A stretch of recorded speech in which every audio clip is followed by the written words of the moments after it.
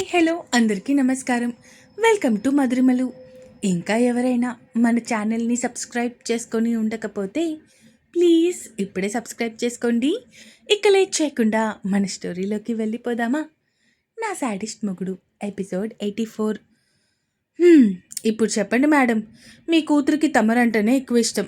నేను కనీసం తటపటాయించాను. కానీ నీ కూతురు నిమిషం ఆలోచించకుండా మమ్మీయే ఇష్టం అని చెప్పింది. ఇప్పుడు దీనికేమంటారు? అంటే ఇప్పుడు నేను కూడా నీతో పాటు నీ పక్కనే కూర్చొని ఏడవడం మొదలుపెట్టాలా? మమ్మీ నా కూతురికి నేనంటే ఇష్టం లేదంట అంటూ ఏడుస్తూ కూర్చోవాలా? అడిగాడు వీర్ మైథిలిని వెక్కిరిస్తూ. మైథిలి మాత్రం భర్త వైపు సీరియస్‌గా చూస్తూ ఉంది. ఓయ్! ఇప్పుడెందుకు నా వైపు అంత సీరియస్‌గా చూస్తున్నావు?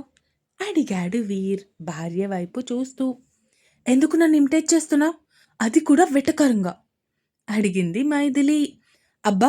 ఏదో సరదాగా చేశాను మేడం అంతే అన్నాడు వీర్ అమాయకంగా. ఏంటి?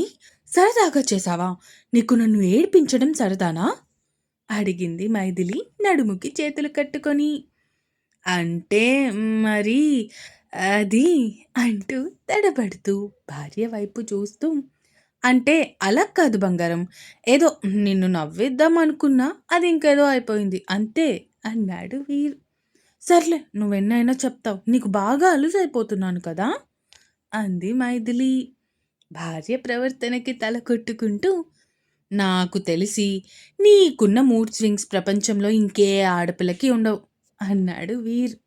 ఆ మాటకి మరింత కోపంగా చూస్తూ అక్కడి నుంచి కిందకి వెళ్ళిపోయింది మైథిలి. వీర్ కూడా నవ్వుకుంటూ కిందకి వెళ్తూ ఉన్న టైంలోనే తనకి కాల్ వస్తుంది అతని మనిషి నుంచి.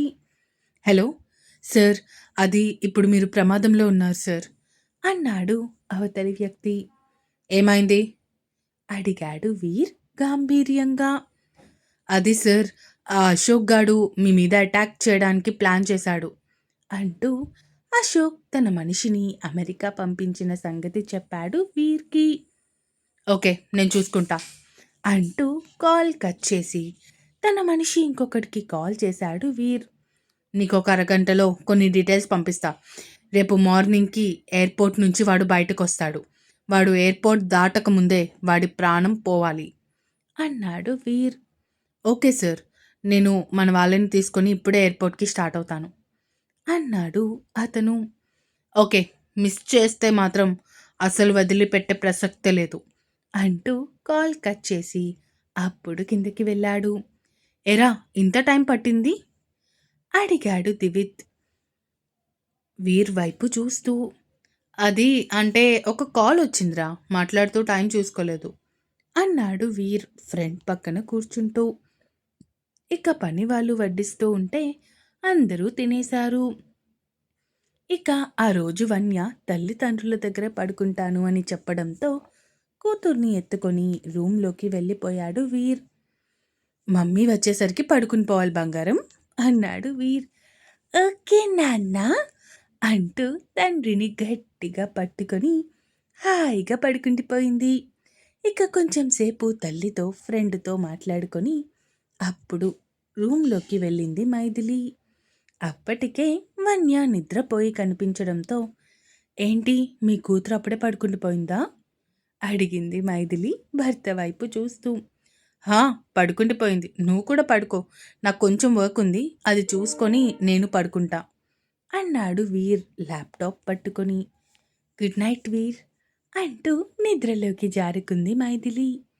ఇక్కడ వీర్ చెప్పినట్టే నెక్స్ట్ డే మార్నింగ్కి అశోక్ మనిషి ఎయిర్పోర్ట్లో ల్యాండ్ అయ్యాడు.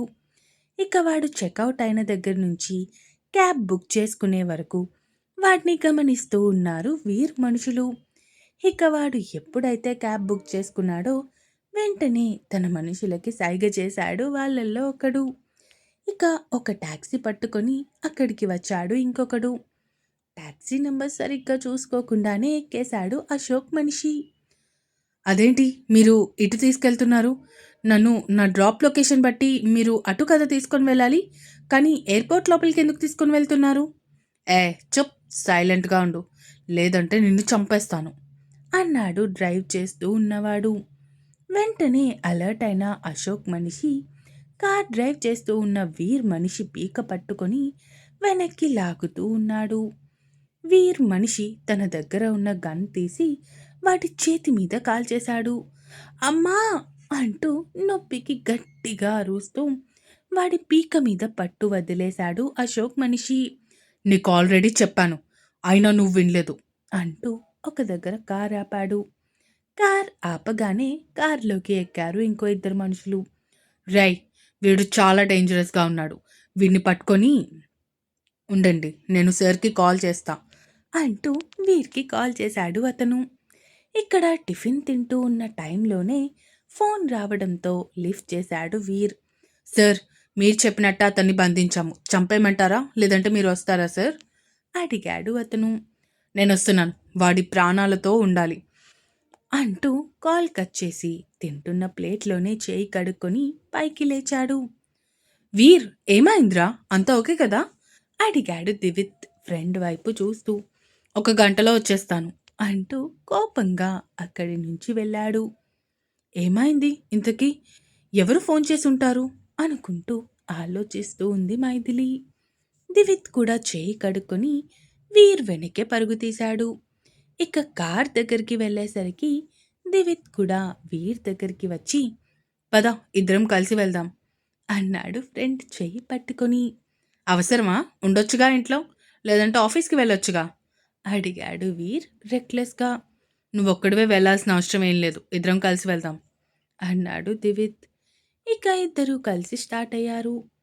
తింటూ తింటూ ఉన్న కంచంలో చేయి కడుక్కొని వీర్ వెళ్ళిపోతే వీర్ వెనకే అన్నయ్య కూడా వెళ్ళిపోయాడు. అసలు ఫోన్ ఎవరు చేసుంటారు వీర్ సడన్గా ఇంత కోపంగా మారిపోవడానికి అనుకుంటూ ఆలోచిస్తూ ఉంది మైథిలి. వన్య తల్లి డ్రెస్ పట్టుకొని లాగుతూ, మమ్మీ, డాడీ, మాము వేర్ గో అడిగింది తల్లి వైపు చూస్తూ. అది మీ డాడీ మాము ఒక చిన్న పని మీద వెళ్ళారు నాన్న, వచ్చేస్తారులే కొంచెం సేపట్లో.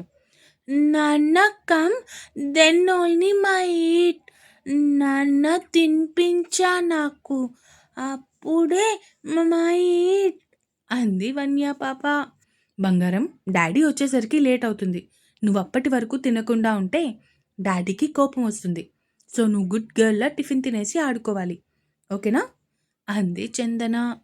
ఆ మాటకి చందన వైపు చూస్తూ ఉంది వన్య.